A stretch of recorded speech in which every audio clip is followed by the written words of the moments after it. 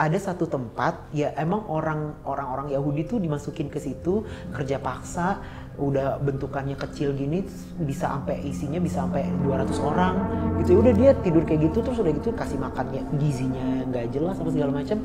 Terus udah kayak gitu mereka kalau mamanya udah kelihatan sakit udah nggak guna dimasukin ke concentration camp. Jadi tuh somehow aku bisa ngerasa kayak ada yang teriak gitu, kayak teriak tapi dalam kesunyian, ngerti gak sih? Kayak ada yang ngerasa kayak help me gitu, tapi kayak bahasa Jerman sih, kayak Hilfe yang kayak gitu, Hilfe kayak gitu. Kayak kita ngelewatin kuburan terus kita masuk ke hutan, terus udah kayak gitu kita tuh kayak kepas-pasan sama orang hitam banget. Tapi ya karena orang Jerman kan ya, jadi dia nggak percaya kayak gitu. Dia kayak cuma Koyanavon ya maksud sholat malam gitu. Terus dia balas bilang, cuma gitu doang. Tapi tuh orang hitam tinggi.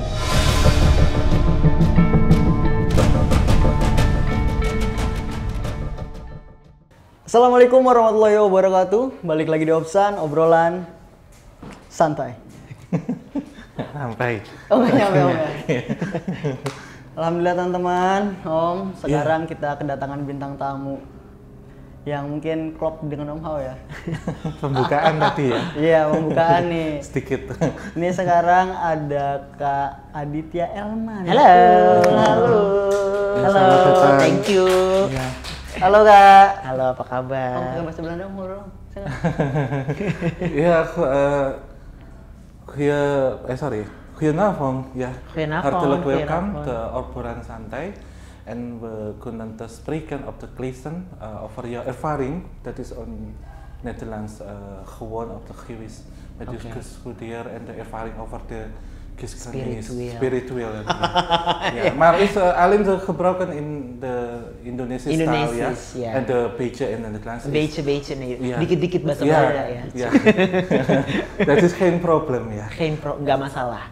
No problem, geen probleem. Ya, nanti subtitle ada di sini teman-teman. Iya. Bacanya di sini ya, sama. Saya juga nggak ngerti teman-teman. Nah, kesibukannya apa nih Kak Elman sekarang ini? Aku kesibukannya masih nyanyi seperti biasa, terus ya konten kreator kan, aku bikin konten masih, sama ya syuting nge-host, MC gitu-gitu. Itu aja sih. Sibuk berarti ya? Ya, puji Tuhan. Nih Kak Elman ini pernah kuliah ya? Betul. Di Belanda. Betul. Jurusan apa itu Kak? Aku ambil komunikasi, S1-nya, S2-nya Intercultural Communication. Jadi ya hampir sama lah. Kalau yang S2-nya ngomongin tentang budaya. Oh S2 juga? Iya, S2-nya Oh, Intercultural. S1 S2 di Belanda semua. Iya, di universitas yang sama. Gimana itu pengalamannya tuh selama di Belanda? Asli Indonesia tapi? Iya, asli Indonesia. Asli Di Belanda aku Indonesia. nggak punya siapa-siapa. Jadi umur 17 tahun pergi kau kata orang tua. Nggak, umur 17 tahun aku decide memutuskan untuk sekolah di Belanda kan. Ya udah, jadi nyampe sana nggak punya siapa-siapa. Ya udah sendiri semua ngapa-ngapain sendiri. Gitu. Jadinya kayak bingung-bingung sih kayak ini gimana. Tapi kan aku anaknya nggak cengeng kan. Jadi kayak ya udah jalanin aja gitu. Kangen-kangen pun juga nggak ada gitu. Ya sama orang tua kan, apalagi udah ada dulu ada Skype kayak gitu kan gitu. Gitu. Sekarang juga ya Om, Kak Elman ini juga ada program di tempat yang sama kayak kita dulu sekarang ini. Wow. Satu rumah yang sama. Satu rumah yang sama. Apa programnya Kak? Tapi sebelumnya seneng nih ada teman Iya. bisa ngomong flat. Iya. Enak ya. Iya. Aku ngedengerin translate-nya di sini. Iya. Apa Kak programnya? Nama programnya Misterius. Wow, apa itu? Jadi kita ngobrolin tentang hal-hal kayak yang spiritual ya, kayak supranatural gitu, yang hal-hal yang paranormal gitu, yang pernah terjadi sebenarnya kisah nyata, tapi ini sebenarnya udah diceritain sama orang gitu. Nanti kita ceritain, kita kupas, pokoknya sedalam mungkin lah gitu, sampai akhirnya kayak bahkan ada nanti diskusinya juga. Nanti aku juga ada sama sosok misterius itu, namanya si Mr. Ius sih sebenarnya. Mr. Ius. Iya. jadi ada sosoknya, nanti kita ini juga. Nah, teman-teman, Kita diskusi. kalau mau nonton program Mr. Ius itu di mana? Di YouTube-nya Horor Indonesia. Oh, di Betul. YouTube Horor Indonesia. Oke, sekarang balik lagi nih Om. Aku penasaran kan. Aku belum ke Belanda Om. Volgende jaar katanya, next year.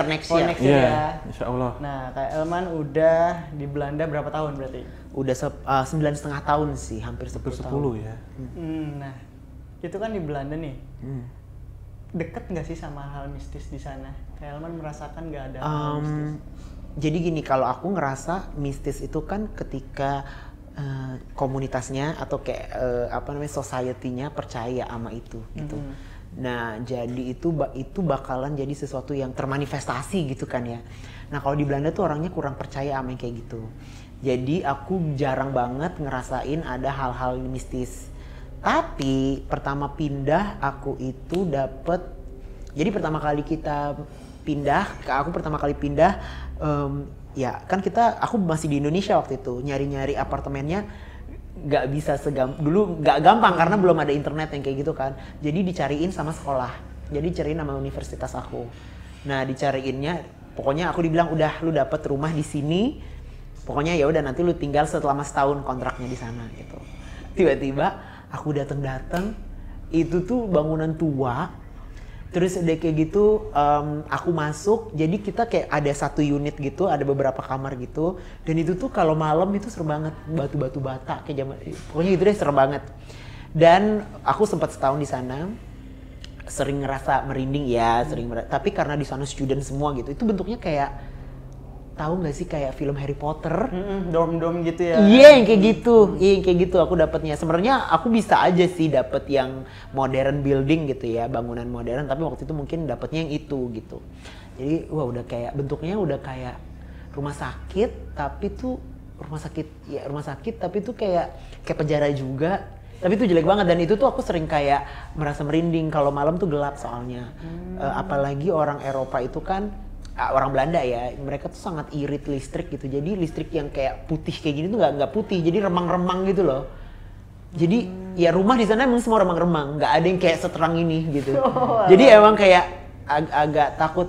Ada temen aku yang juga tinggal situ tapi beda lantai, pernah ngelihat kayak biarawati gitu. Tapi kayak mikir nggak mungkin biarawati, orang ini student dorm gitu kan, dormitory untuk murid gitu loh, isinya murid-murid semua satu gedung itu. Terus akhirnya kayak udah setahun aku tinggal sana, usut punya usut, aku tuh baru lihat ada, kalau inget nggak sih kalau di bangunan itu ada tulisan Anno 1886 gitu. Yaitu itu Anno tahun, jadi itu tahun 1886. Terus aku coba cari ini bangunan apa, itu rupanya bangunan kayak hotel dulu. Terus terbengkalai karena aku juga rumahnya deket stasiun kereta api, jadi itu dijadiin hotel. Jadi mamanya orang ada traveling gitu, transit kayak gitu, ya, gitu. Nah, jadi katanya ya udah bangunan lama sih itu. Jadi ya mungkin ya pasti ada aja. Salah satunya teman aku itu yang ngelihat biarawati gitu-gitu. Apa mungkin ini Om ya, itu kan kayak bangunan kastil-kastil lama kayak gitu ya, bangunan Eropa ya. Apa mungkin Om dulunya itu bekas ada gereja atau semacamnya gitu? Mungkin kalau di Den Haag kan lebih kotanya mirip kayak Jogja ya, karena ada raja kan tinggal di situ gitu. Jadi memang pemangku budaya masih kuat sih. Gitu. Entah mungkin bisa, karena kan pasti mengalami peralihan fungsi ya. Mungkin dulu bisa menjadi tempat biarawan-biarawati studi di situ, atau mungkin memang hotel tapi ada kasus mungkin biarawati atau biarawan yang meninggal juga bisa. Gitu. Atau mungkin juga dulu hotel terus berpindah fungsi jadi apa gitu kan. Iya, karena kan itu dari 1886 ya. Anno itu kayak sains gitu, jadi mulai dibangun gitu ya. Mulainya gitu. Jadi mungkin karena kita hitung udah hampir ratusan tahun, peristiwa itu bisa terjadi berulang-ulang. Mungkin alih fungsi lah kita sebutnya. Alih fungsi gitu. Nah, di sana tuh gimana tuh? Maksudnya dari lokasinya itu apakah di sekitarnya ada hutan? Den Haag seperti apa deh? Tapi Den Haag itu karena Den Haag itu kan sebenarnya kota, bukan ibu kota kan gitu. Jadi bakalan banyak banget kayak taman-taman atau kayak hutan buatan gitu loh. Ya itu deh pasti banyak. Aku mah pasti ada, pasti kayak ada taman tapi lebih bentukannya tuh kayak hutan gitu. Hutan buatan juga ada di Den Haag tuh, ada hutan buatan yang kayak emang udah kayak hutan banget Jadi tapi ada jalan setapak untuk orang sepeda segala macam. Ya deket, pasti aku deket mah yang kayak gitu-gitu. Maksudnya kayak hutan-hutan gitu mah ada, tapi buatan ya gitu. Karena di preserve gitu, di maintain, jadinya udah kayak lebat atau segala macam untuk penghijauan kan orangnya gitu. Ya deket, karena kan Den Haag kan kota kecil juga gitu. Atau nggak cemetery atau kuburan? Cemetery kayak kuburan gitu, agak jauh dari tempat aku, tapi ada, tapi agak jauh. Kan nggak kayak di Indonesia tuh tiap komplek ada makamnya kan? Iya. Ini ada lagi pemakaman ini gitu kan? Kalau di sana jarang ya? Enggak. Kayaknya orang Belanda modern sekarang milih untuk, karena tanah di sana kan juga nggak luas kan, jadi mereka untuk milih untuk dikremasi gitu. Tapi aku pernah lihat ada kuburan dan itu serem banget. Jadi aku pernah naik sepeda malam-malam karena di Belanda itu kan di Belanda itu tuh jarang banget orang naik mobil. Kalau mamanya punya naik mobil tuh kayak ya buat apa, nggak penting juga karena transportasi di sana udah memadai gitu kan. Jadi aku punya sepeda.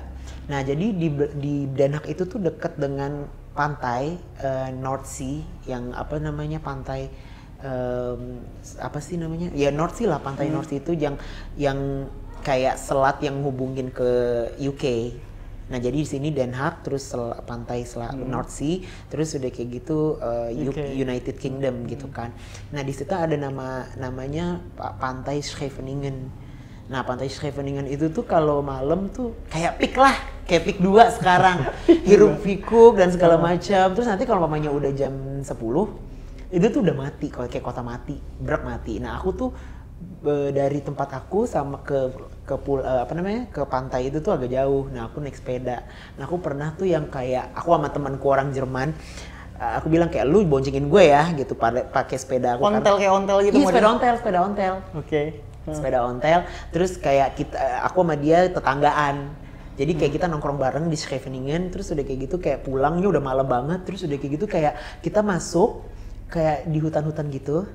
Terus ada kayak kita ngelewatin kuburan, terus kita masuk ke hutan, terus udah kayak gitu kita tuh kayak kepas-pasan sama orang hitam banget. Tapi ya karena orang Jerman kan ya, jadi dia nggak percaya kayak gitu. Dia kayak cuman Goedenavond, ya selamat malam gitu. Terus dibalas cuman gitu doang. Tapi tuh orang hitam tinggi. Kita mikirnya waktu itu jangan-jangan dia pedofil gitu, kayak gitu-gitu, ngerti gak sih yang kayak orang-orang freak gitu kan. Tapi kayaknya nggak mungkin ya, nggak mungkin segede gitu, segede ini lampu kayaknya lebih tinggi, terus udah gitu pakai jas, pakai topi hitam, jas, muka nggak kelihatan, terus udah kayak gitu, terus udah namanya Robert kan temen aku, Robert udah lu just keep going. Aku udah kayak ketakutan aja gitu, mana hujan rintik-rintik di Belanda tuh hujannya kayak hujan rintik-rintik gitu, kayak sekarang gini. Iya. Itu udah kayak Robert itu kayaknya bukan orang, itu kayaknya bukan orang, udah lu terus aja gitu, yang penting jalan aja, udah di tengah-tengah hutan jalan setapak, apalagi gitu. Agak serem sih itu. Nah itu kan mungkin bentukan-bentukan seperti itu ya, maksudnya jin atau hantu seperti itu kan mungkin ada kaitannya sama urban legend kota. Kalau Kak Elman pernah denger nggak urban legend kota di Belanda? Urban legendnya itu sebenarnya lebih menyenangkan sih, kayak Sinterklaas, sama Zwarte Piet hitam, tau nggak pit hitam? Jadi kalau kayaknya kita juga kena influence budayanya sih, kan ada Sinterklaas, ada Zwarte Piet. Jadi Sinterklaas tuh yang ini anak baik, Zwarte Piet yang nyulik anak jahat. Yang hitam. Nah, itu dia urban legendnya itu. Dan itu semuanya beneran. Jadi Sinterklaas sama Santa Claus beda ya. Jadi Sinterklaas itu namanya Saint Nicholas. Orang suci namanya Nicholas, dia itu dari Spanyol sebenarnya, dan dia itu patron anak-anak baik, patron untuk anak-anak gitu. Nah kalau Zwarte Piet itu sebenarnya melambangkan budak-budak perbudakan di zaman Belanda dulu yang dikirim, yang dia nyulik anak-anak gitu. Jadi itu si urban legendnya yang aku tahu ya gitu. Jadi kayak di Belanda ya mereka tuh juga maksudnya kayak mereka tuh kurang percaya superstitious, tahayul, tapi dia kuat banget kalau pamannya udah ada yang kayak gitunya, kayak Sinterklaas, dia rayain Sinterklaas setiap 5 Desember. Setelah tanggal 5 Desember tuh biasanya kita taruh sepatu di luar, terus nanti ada yang ngasih coklat atau apa di sepatu kita gitu. Seru juga di sana. Iya, namanya Sinterklaas, hari Sinterklaas. Jadi memang ketika udah meyakini sesuatu itu benar-benar diyakini banget ya. Dan dijadiin selebrasi gitu, kayak celebration, ada ada peringatan harinya lah gitu buat si Sinterklas. Kan tadi Sinterklas itu kan ngasih coklat atau apa? Ngasih hadiah. Nah kalau yang satunya tadi, Zwartepit itu dia mukanya hitam. Mukanya hitam, terus udah gitu pakaiannya kayak pakaian apa ya? Kayak pakaian badut gitu, terus bibirnya merah, ininya hitam. Kan badut dia, clown gitu tapi ya? nggak badut, tapi pakaiannya kayak badut. Nanti aku kasih tunjuk si Zwartepit. Zwarte tuh hitam, Pit itu namanya, jadi si Pit hitam namanya gitu. Nah jadi dia itu biasanya yang kayak ada nakal gitu atau orang jahat, nah itu dia yang nyulik-nyulikin gitu. Itu pernah ada kasusnya nggak di sana? Pernah dengar nggak emang dia diculik sama itu gitu? Itu kan udah urban legend bertahun-tahun ya. Jadi kayak ada aja ceritanya kayak iya si anak ini yang diculik apa segala macam. Tapi emang tersebar juga gitu. Iya, tapi kayak ya kita nanggepinnya tuh kayak iya lo makanya jangan jadi jahat gitu, jangan nakal jadi anak-anak yang kayak gitu sih gitu. Menarik ya di sana tuh ya. Gak ada gitu kayak misalkan cerita-cerita kayak misalkan arwah penasaran, poltergeist gitu. Oh kalau poltergeist sering. Kalau poltergeist kan banyak bangunan tua. Ya itu pasti poltergeist. Kayak kadang-kadang teman aku lagi nongkrong sama teman aku di lantai 3. Nah lantai 3 itu udah serem banget. Kayak kan lampunya remang-remang gitu. Kadang-kadang pintu tuh yang kayak ketutup sendiri kan, kita buka pintunya gitu karena dapur kita di luar gitu. Itu ketutup sendiri. Terus kadang-kadang kita pernah ada bule loh kesurupan. Tapi tuh kita bilangnya maybe he's drunk ya kayak gitu, kayak mabok tapi kayak aku tahu ini pasti nggak mungkin cuma sekedar mabok gitu, kayak dia teriak-teriak kayak gitu. Banyak orang yang ngiranya ya karena itu mereka kurang percaya tahayul, jadi ini mungkin lagi episode gitu kayak mental illness yang kayak gitu-gitu, lagi episode nih, lagi lagi nggak maksudnya lagi kayak mungkin orang bipolar yang kayak gitu-gitu, skizofrenia yang kayak gitu-gitu. Gitu. Jadi kita mikirnya, tapi aku tahu kayaknya ada sesuatu deh, ini orang harus ngapain nih gitu. Gitu. Oh, jadi gangguan-gangguan itu banyak ya? Banyak banget. Tapi tanpa sosoknya kelihatan. Tanpa sosoknya ya itu mungkin aku nggak tahu ya, karena aku juga nggak bisa lihat kan. Tapi yang terakhir kali yang aku naik sepeda itu, yang sama temen aku itu tuh yang kayak itu udah paling chill banget, itu udah yang paling kayak aku tuh kayak ngeliat hantu tapi takut rupanya dia bukan hantu, penjahat, malah ngebunuh gitu, penjahat gitu, tapi juga takut hantunya juga, takut spiritualnya juga. Sampai kayak udah buruan mana kan sepeda ontel ya. Sepeda ontel kan aku nyuruh temen aku kayak nggak bisa secepat kayak sepeda balap atau sepeda gunung gitu kan, jadi dia juga ya kayak gitu. Tapi itu yang paling serem sih yang aku tahu. Sama temanku bilang tadi gua ngeliat biarawati deh di ujung dorm sana gitu, di ujung hall, di ujung hall sana gitu. Kayak emang biarawati apaan gitu. Gitu. Tapi itu yang ngeliat biarawati itu atau kejadian-kejadian poltergeist itu banyak gitu, maksudnya teman ada beberapa kan di sana banyak Chinese student juga. Chinese student kan juga percaya banyak kan kayak gitu.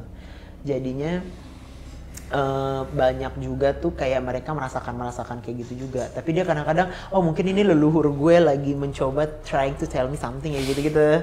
Tapi kayak enggak deh, kayaknya ini emang pengganggu di sini aja gitu. Banyak sih yang kayak hal-hal sebenarnya yang sebenarnya menurut aku tuh something paranormal gitu. Tapi mereka kayak enggak deh, kayaknya ini ada ini deh, kayaknya angin deh, kayaknya apa gitu. Kayak mereka dibawa chill aja gitu ya. Iya, dibawa chill aja gitu. Tapi kayak aku jadi aku lebih ya udah doa aja deh gitu, doa biar nggak diganggu aja gitu.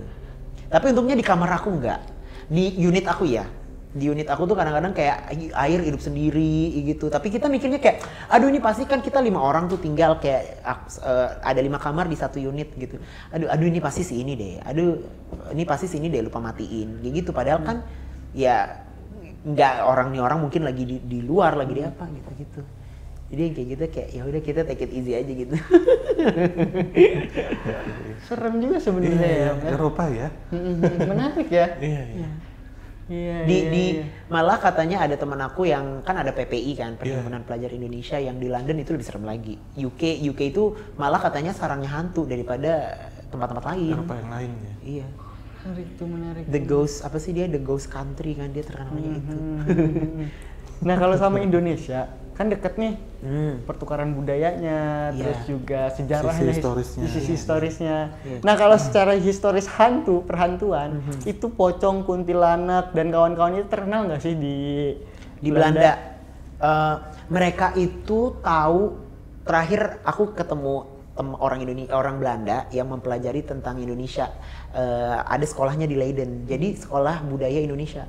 Jadi mempelajari sebenarnya Southeast Asian Studies gitu, pembelajaran tentang Southeast Asia. Tapi nanti bisa mau pilih mau fokusnya ke Indonesia, ke Thailand atau ke Malaysia gitu. Nah, aku punya teman yang fokusnya ke Indonesia karena dia mau punya bisnis di Indonesia juga kan.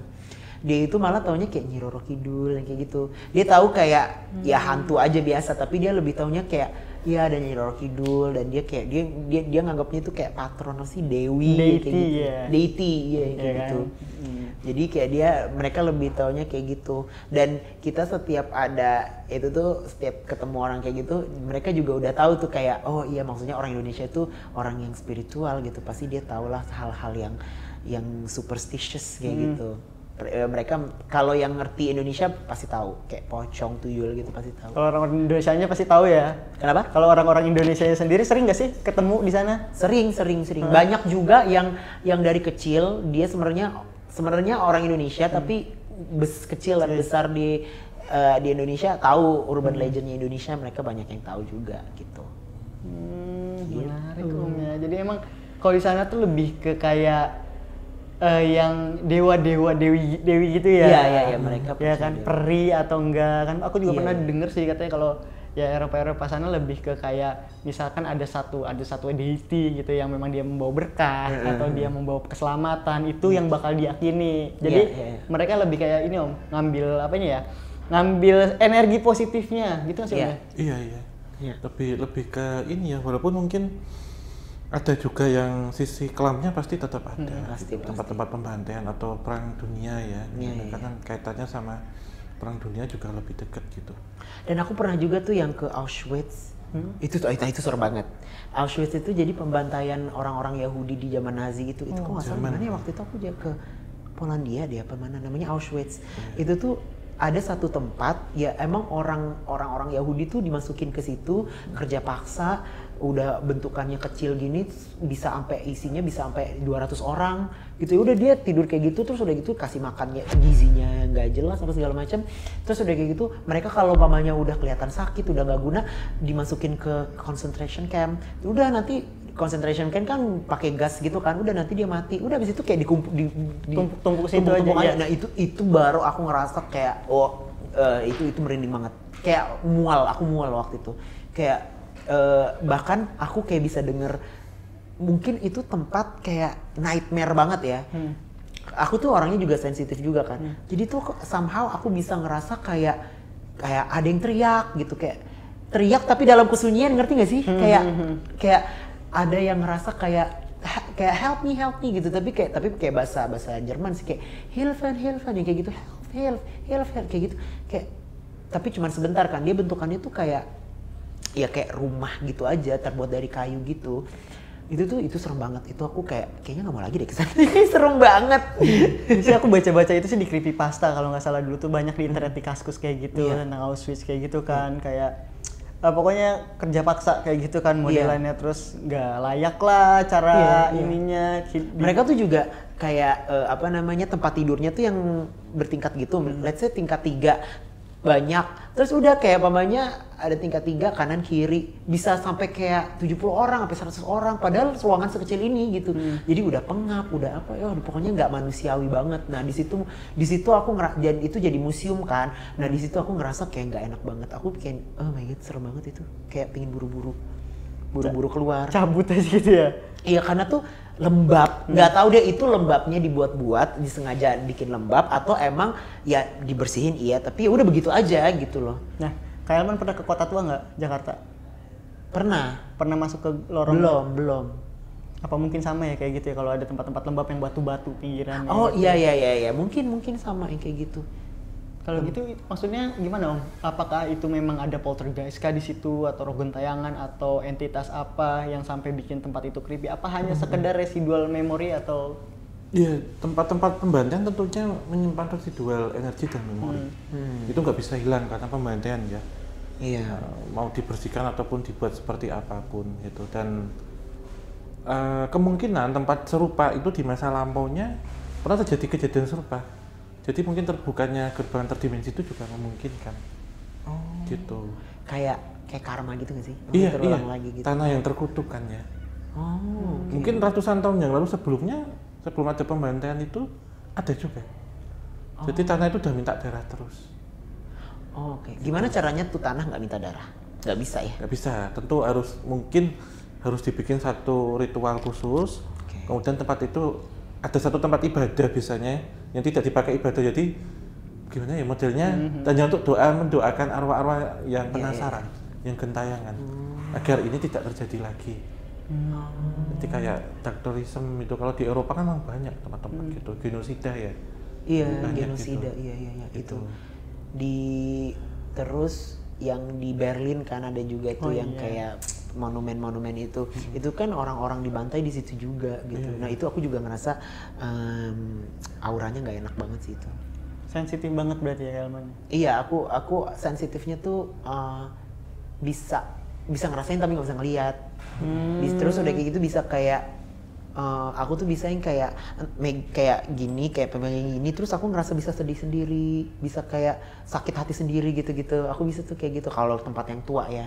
Bisa kayak aku tahu tempatnya bersejarah, tapi kalau mamanya megang ada ini meja bersejarah terus aku pegang gitu kan. Aku tuh bisa kayak somehow kayak apa ya itu namanya nggak tahu, tapi kayak aduh sedih banget nih orang yang pernah ditinggali di sini apa kayak gimana gitu. Tapi nggak bisa membayangkan kayak punya vision kayak clairvoyant gitu enggak, tapi kayak sedih ya gitu. Cuman terus, rasanya aja gitu ya. Rasanya aja.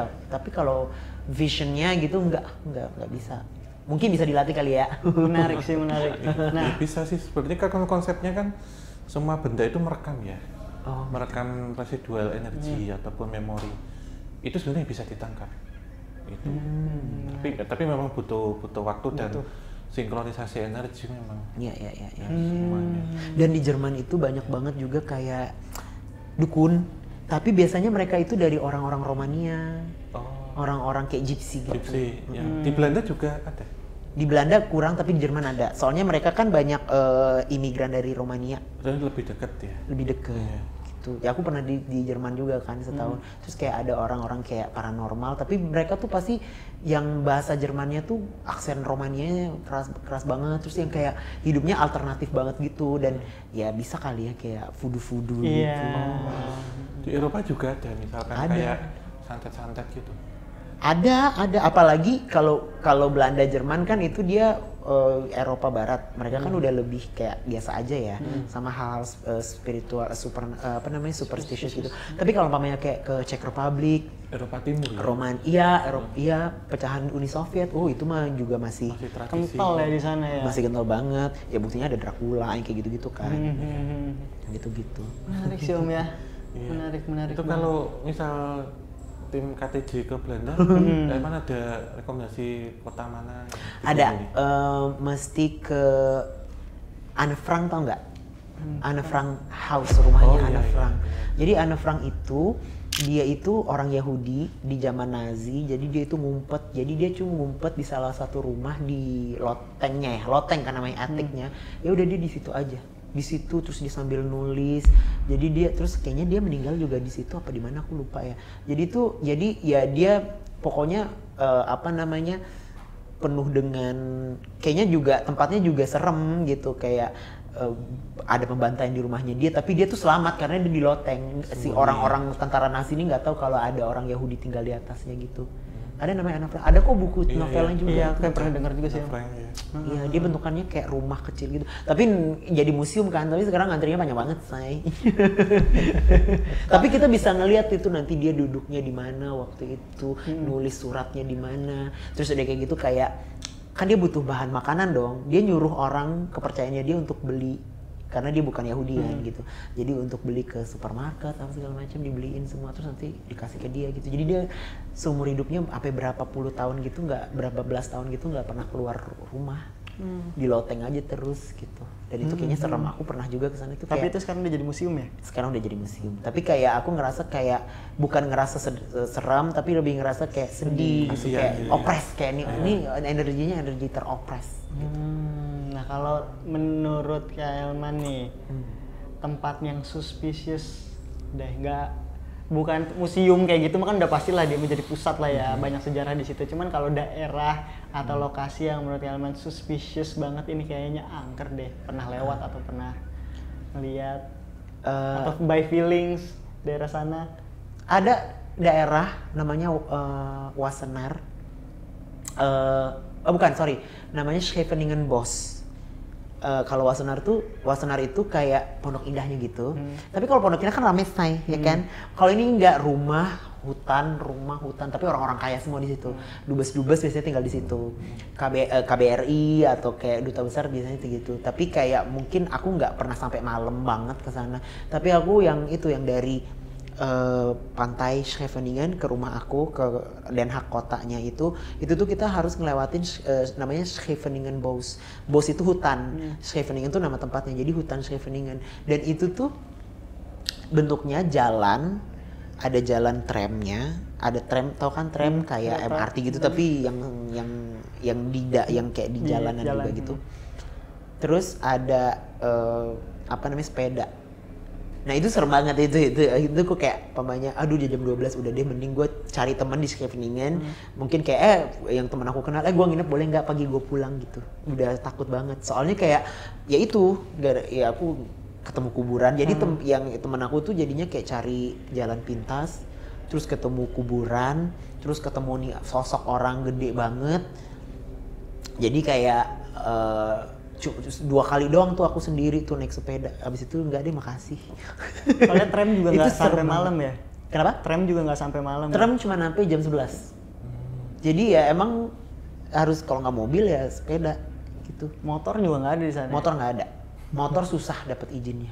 Wah, keren banget di sana ya. Jadi sepedaan terus udah kayak gitu,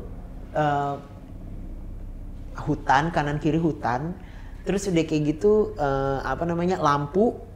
lampunya tuh kayak lampu, sini ada lampu lalu lintas ya, lampu, terus jauh banget, nanti ada lampu lagi, terus jauh lagi. Jadi kayak ya kita cuman based on ini kita aja, jalan berdasarkan lampu sepeda aja udah. Ada lampu sepedanya ya? Ada, harus kalau nggak ditilang. Sepeda bisa ditilang di sana ya? Bisa. Oh di sini motor nggak ada lampu juga jojong aja ya? Beda. Wah, nah. Bahkan kayak ada binatang apa, kadang-kadang kita nggak tahu, saking gelapnya. Ya cuman ada lampu di sini, habis itu di sana nggak ada lagi gitu. Oh sama yang paling serem ada namanya Frede Palace. Frede tuh artinya peace, damai. Palace tuh palace. Jadi istana peace. Jadi di sana tuh banyak banyak negara-negara yang tanda tangan perjanjian kedamaian. Tapi tuh serem banget bentukan istananya. Aku lupa itu bekas apa, istana apa gitu. Nah itu tuh juga termasuk serem sih. Aku belum pernah masuk karena kan harus undangan kan masuk sana. Tapi tuh dari luarnya aja agak serem gitu. Nah itu tuh setelah hutan Scheveningen itu kita ketemu istana itu lagi. Jadi kayak ini kayak uji nyali. Jadi mending udah deh nggak usah gitu.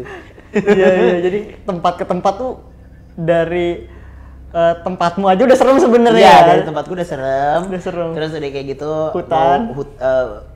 Kalau dari ini ya, kalau dari tempat aku, jadi tempat aku itu jalan, terus yang ketemu istana itu, istana peace, istana perdamaian itu. Terus udah kayak gitu belok kanan, udah hutan semua sampai akhirnya ke pantainya. Wah, menarik Om. Kayak kita harus coba ke sana ya, Min. Mudah-mudahan. Nah, sekarang kita balik ke Indonesia nih. Oke. Okay. Tadi udah ngomongin Eropa, Belanda dan sekitarnya. Sekarang kita ngomongin di Indonesia. Oke. Okay. Apalagi tadi udah ngedenger kayak Elman kan sensitif. Iya. Iya kan? Iya. Nah, ada nggak sih di Indonesia rasa-rasanya tuh merinding atau gimana, atau kejadian mistis ketika di Indonesia atau masih kecil pun? Malah waktu kecil aku anaknya penakut, jadi kayaknya nggak pernah sampai sekarang aku anaknya gara-gara tinggal di Belanda, sering uji nyali yang kayak tadi, hidup sendiri, rumah dapetnya yang kayak di tahun 1886, jadinya udah terbiasa dengan hal-hal yang menakutkan. Maksudnya kayak ini mencekam, nggak apa-apa jalanin aja. Nah di Indonesia tuh aku jadi sering kayak gitu, kayak jadi nggak penakut, tapi kalau ada yang sesuatu takut, gitu. Jadi aku kayak sering banget kalau di Indonesia malah ada lah beberapa kali, bahkan aku pernah dikirimin. Di Indonesia? Di Indonesia baru-baru ini Agustus ini aku dikirimin. Belum lama? Dikirimin kayak ilmu hitam, tapi aku mencoba untuk kayak aku kan mengafirmasi kayak aku merilis energi negatif yang aku gitu terus, sama meditasi, aku suka meditasi gitu-gitu. Aku tuh jadi jadi gini, aku kan nyanyi juga, jadi di manajemen nyanyi aku entah kenapa kayak aku ngerasa nggak enak, terus aku jadi public enemy di manajemen aku itu, jadi kayak mereka ngeliat aku nggak suka dan aku kerjanya marah-marah terus. Terus aku juga punya teman,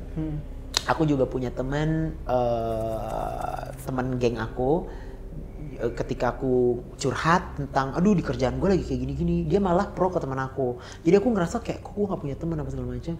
Terus aku ingat banget pernah di Kepik ada orang animal communicator dan dia juga orang pinter gitu. Dia bilang kayak, "Kak, kamu hati-hati, banyak yang gak suka sama kamu." Terus dia kayak ya udah bentar nih, kayak aku diusap-usap gitu.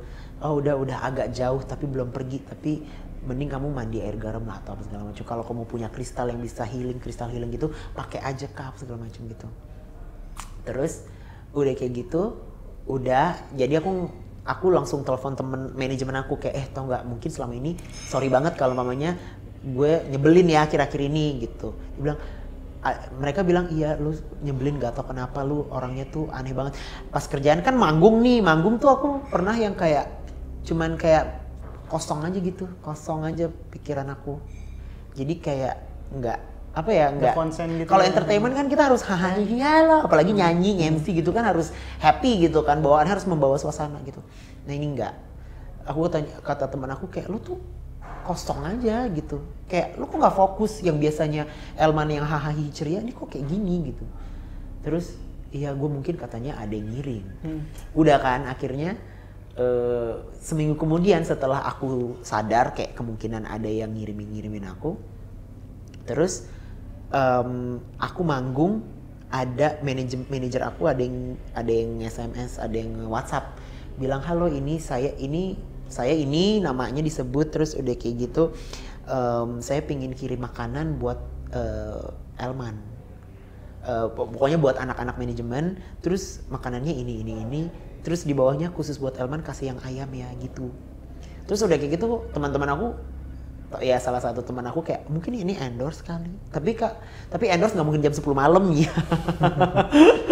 Endorse makanan jam 10 malam gitu. Terus pas aku dikirimin kantong gede gitu isinya makanan kayak nasi rames, kayak nasi padang gitu. Tapi aku nggak mau pegang karena teman aku bilang udah nggak usah dipegang gitu. Terus udah kayak gitu aku takutnya itu malah sebenarnya kayak orang iseng terus pingin ngerjain aku kan. Jadi karena aku takut, waktu itu aku bilang kayak tadinya mau pulang naik Gojek kan. Terus aku bilang ke manajer aku kayak boleh nggak nebeng karena kan kita satu arah. Terus pas aku pulang ada cangkir kopi dijejerin di depan gerbang kosan aku gitu. Jadi kayak ini gerbangnya, terus ini ada kopi satu sini, ada 2 di sini sama di sini. Dan kopinya tuh masih utuh. Terus aku, langsung telepon lagi kan teman-teman manajemen lagi, lihat dia ada yang ngirimin gue kopi gini-gini. Oh my god, udah lu ambil garam, lu masukin ke kopi-kopi itu semua. Dan aku langsung kayak masuk.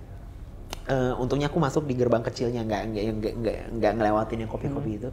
Aku masuk gerbang kecil, aku bilang ke mbak aku, mbak itu siapa yang naro, mana CCTV lagi nggak hidup lagi. Terus udah gitu, mbak itu siapa yang naro cangkir kopi kayak gitu. Kayak kopi Starling gitu. Yeah. Terus kata mbak aku, mungkin ini kali, ada orang bikin, maksudnya orang lagi benerin jalan gitu. Tapi itu masih utuh. Kalau umpamanya ada kuli kan pasti kayak ngerokok ditaro rokok gitu, maksudnya udah selesai gitu kan. Nah udah kayak gitu, Ya udah akhirnya itu akhirnya aku buang lah ya gitu, aku masukin terus sampai kayak doa-doa gitu. Terus ya udah akhirnya udah nggak ada lagi, tapi aku ngerasa banget kayak anjlok banget, job aku juga banyak kehilangan job yang segala macam gitu. Tapi sekarang karena aku terus meditasi, afirmasi good affirmation kayak gitu, positive affirmation dan segala macam, jadinya udah membaik. Alhamdulillah. Kayak gitu. Ya nggak tahu deh, tapi usut punya usut aku udah tahu orangnya siapa gitu, mungkin aja dia ngiri gitu. Alhamdulillah kalau udah solve ya Om ya. Tapi aku nggak tahu itu udah solve apa belum, soalnya orang-orang bilang kayak kayaknya di sini lo masih ada gitu. Kayak lo aku juga punya teman yang kayak bisa ngerti ya, bisa baca energi, bilang gue mimpi, ada yang nelfon kayak gue mimpiin lu ada muka lo terus ada di gerbang deket sampah itu ada yang naruh, lu mending siram pakai air garam deh. Tapi bener emang di gerbang itu ada tong sampah gitu. Kayak gitu, tapi nggak aku lakuin, belum aku lakuin sih. Iya sih emang berat ya teman-teman. Om ya. Dan tapi itu kayaknya orang ngiri sih kata orang-orang. Iya, dunia entertain kayaknya semenyeramkan itu ya, betul, gitu. Iri dan dengki. Bener. Tapi selama sensitif itu ya, ada bakat yang keluar nggak sih? Aku tuh kan karena bisa ngerasa energi orang, energinya tapi bukan energi yang kayak wah nih orang nih apa gitu, enggak, tapi kayak aku bisa ngerasa nih orang lagi sedih, lagi depresi, lagi merasakan lagi sedih, mungkin lagi kayak orang habis berantem gimana sih, kayak energinya tuh kayak nggak enak aja gitu. Kadang-kadang aku tanya, lo habis berantem ya sama cowok lo ya? Kok lo tahu sih gitu. Nah awal-awalnya kayak gitu, tapi akhirnya karena aku dari SMP pun udah belajar tarot. Nah jadinya aku sekarang sebenarnya udah dari dulu sih aku bisa bacain teman aku gitu. Tapi sekarang aku lebih kayak ya udah aku bisa ngebacain orang, jadinya aku jadiin bisnis dikit-dikit lah. Jadi karena udah dari oracle sih, bukan tarot. Gitu. Kalau tarot kan agak susah ya, belajarnya harus inget banyak lah gitu. Nah tapi kalau oracle tuh jadinya kayak lebih, kan oracle energi kan gitu. Ya masuknya ke area ini sih, new generation spiritualis new generation, new age spiritualis new age, kan ada bola kristal, terus cleansing bell, makanya tarot, oracle, terus apa ada lagi itu namanya apa. Nah menarik sih Om. Maksudnya dinamis banget ya kehidupannya ya. Tapi aku tuh sebenarnya nggak percaya sama yang kayak yang ngirimin kopi kayak gitu tadinya. Tapi sekarang lebih percaya lagi kalau that thing happens. Gitu. Ngalamin gitu ya. Welcome to Indonesia kan gitu. Iya, nggak sih, di luar juga ada. Tapi mungkin karena di luar kan aku student, bukan siapa. Jadi nggak ada yang ngiri. Nggak mungkin kan pelajar sampai harus begitu kan. Iya. Itu kan butuh duit juga. Iya, betul. Kira-kira nih Om ya, hal-hal seperti itu tuh kayak kirim-kiriman dan kesensitivitasannya Kak Elman itu ada kaitannya nggak sih? Maksudnya semakin kita sensitif, apakah semakin mudah dikirim, apa gimana Om? Iya, sebenarnya kalau dikirim ya atau di sini entah itu santet terlalu guna-guna untuk tujuan-tujuan negatif yang berdasarkan sakit hati, dendam, iri, dengki, tidak membatasi dia sensitif atau tidak. Semuanya sebenarnya dipukul rata sama. Sensitif justru bisa memberikan efek early warning systemnya. Jadi kita jadi kita tahu lebih dulu. Termasuk firasat yang masuk, entah itu lewat mimpi, mau makan tiba-tiba jatuh atau apa, akan ada peringatan seperti itu. Kayak warning from the universe gitu ya. Benar ya. Karena aku percaya banget sama universe sih. Jadi kayak manifestasi apa segala macam tuh aku percaya banget. Iya, justru ada nilai plusnya daripada yang kosongan kita sebutnya itu. Gitu. Aku juga sempet yang kayak sakit-sakitan kayak ini pas cek darah nggak ada apa-apa sama sekali. Sampai masuk rumah sakit. Gatel-gatel kayak gitu. Nggak gatel, cuman merah aja gitu. Ruam-ruam gitu. Iya, ruam gitu. Aku kira ini apa? Aku cek semua darah dari A sampai Z dah. Aku sehat cek. dinyatakan. Cuman dokternya bilang gini kayak kurang vitamin D, tapi kurangnya pun nggak kurang-kurang banget gitu. Sama kayak mungkin alergi karena aku ada kucing kan. Mungkin alergi kucing tapi juga nggak alergi bukan alergi yang parah gitu. Gitu. Jadi kayak serem sih. Tapi kalau mamanya Om Hao bisa ngeliat aku tuh kayak ada gimana? Silakan Om Hao. Seperti pendamping gitu.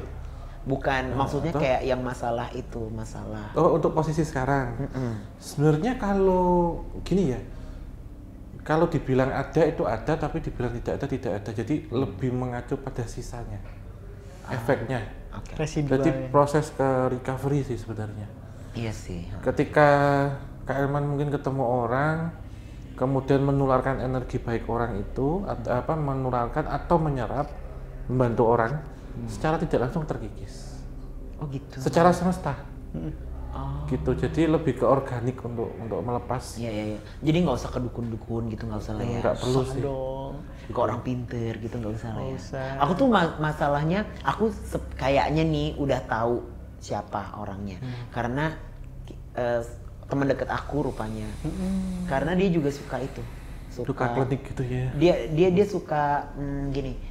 Dia pernah cerita kalau dia pernah pakai dukun, iya untuk dapetin pacar baliknya. Pokoknya dia putus sama pacarnya terus udah kayak gitu, pakai dukun kayak gitu. Terus kelihatannya dia, kak, lu dapat kerjaan kayak gini, oh my god seru banget, seneng banget gue dengerin. Tapi aku tahu itu nggak tulus, gitu. Nah jadi kemungkinan dia gitu. Nah aku tuh sebenarnya pingin nggak balas dendam, tapi bukan balas dendam ya, pengen ngasih tunjuk aja kalau gue tuh nggak apa-apa. Lu mau kirimin gue apa, gue nggak apa-apa gitu. Pengen kasih tunjuk itu banget sih gitu. Jadi tetap harus kelihatan strong aja gitu lah ya. Iya, karena semakin kelihatan lebih positif, dia makin bete kayaknya, kayak oh nggak bekerja nih gitu. Jadi pakai sugesti dia, terus hal-hal yang dia lakukan ngerasa percuma banget gitu kan. Iya, emang sih ya Om ya, maksudnya kalau untuk nanganin hal seperti itu mah pertama emang kita harus lebih positif ya. Jadi orang kita harus selalu menyalurkan energi positif, terlihat positif dan emang real dalamnya positif gitu loh. Daripada kita punya dendam, grudge gitu, minta balas dendam dan lain-lain. Malah kalau kayak gitu malah nggak selesai Om masalahnya. Jadi ini ya rantai setannya. Iya, karena low energy dibalas sama low energy tetap low gitu ya. Iya, malah bisa drop nanti. Bisa efek ke kita. Tapi itu susah banget loh Om, maksudnya kayak susah banget, kayak kita tahu, terus udah kayak gitu kita tahu orangnya, kayak masa nggak mau balas dendam sih gitu. Iya, pasti ada itu. Godaannya di situ emang. Iya sih, maksudnya challengingnya di situ, susahnya kayak lu gimana ini, kayak oke, gue balasnya gimana ya? Balas dengan karya kan? Iya betul. Sekarang tarotnya bisa, ya kan, oracle tadi bisa, sensitif, baca aura, bisa, nyanyi bisa, joget bisa lagi, acting bisa. Apa coba? Ngapain harus bingung, balas dengan karya? Iya sih, benar. Gak usah pusing, rezeki mah Tuhan yang ngatur Om ya. Iya. Ya kan, yang penting. Apalagi kalau sering bantu orang, energi positif itu nular ke kita, dan kita melepaskan, kita pun akan menerima. Energi negatif secara tidak langsung akan terkikis sendiri. Contohnya kayak kita ini apa? Contohnya kayak kita apa namanya, kayak ya membantu orang tuh apa, berdana kah atau sedekah kah atau itu kan ada tuh kalau di Buddhisme function kan yang kayak melepas burung atau ikan. Iya, burung yang ikan misalkan yang mau dipotong, mau dibunuh gitu, terus kita ambil, kita beli, terus kita lepas gitu kan.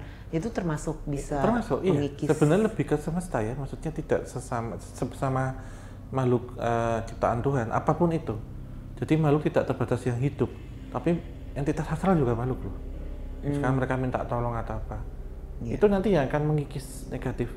Walaupun kita di top up dengan energi top up negatif, tapi dari dalam akan mengeluarkan itu sendiri.